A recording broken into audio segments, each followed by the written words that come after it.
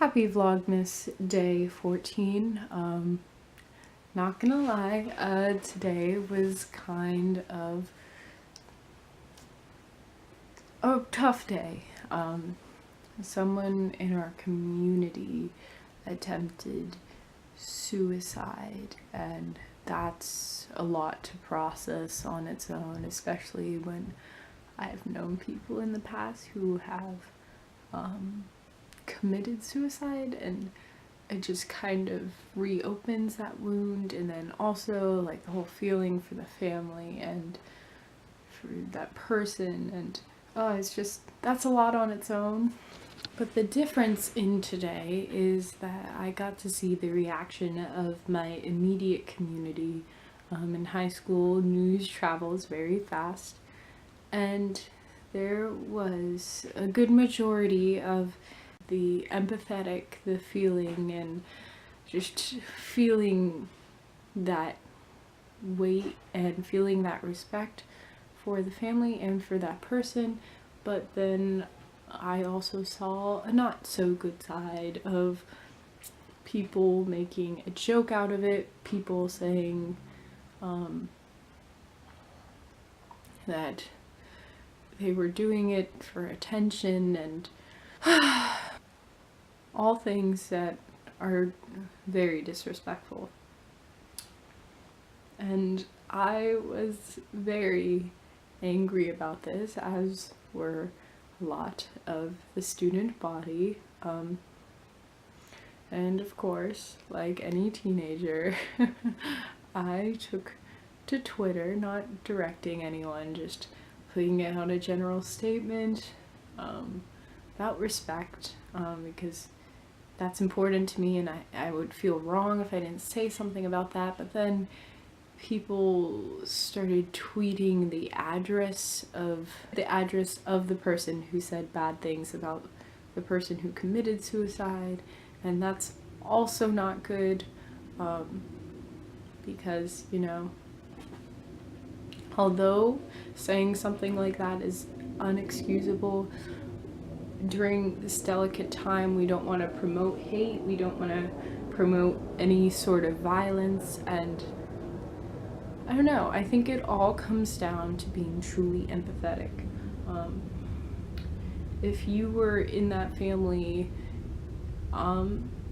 this hate that is spewing out from different sides it kind of detracts from the respect, and it takes away from what has happened, and you have a whole nother problem, and it's completely, I don't know. There was also a lot of over speculation, a lot of people maybe passively blaming parents, blaming counselors, and it isn't a blame game. And I think that's also where kind of the misconception about suicide comes in, because we're so afraid to talk about it, because when we talk about it, there's immediately a darkness in the room. We need to change that. Just because it's something uncomfortable doesn't mean, just like sex ed, that is very important. Like, we need to make it a more common, open discussion. I think that's very important, because there's a lot of misconceptions that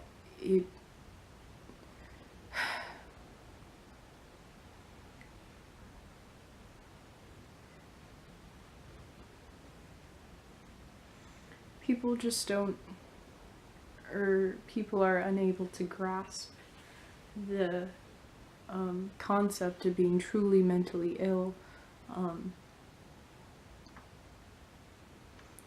because it's not tangible. It's not like a regular sickness where you can see it, and that's an issue, because we have that barrier of communication to cross. But it's very important that when we see hate and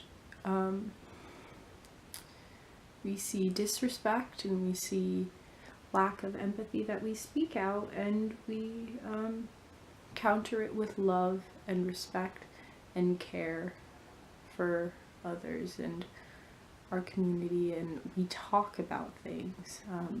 It's so important. Today, even more so, I'm reminded how important it is to talk and to spread awareness. And moving on, luckily, the student who attempted suicide is going to be okay, I think, is what is released at the moment, and I hope that is the case. But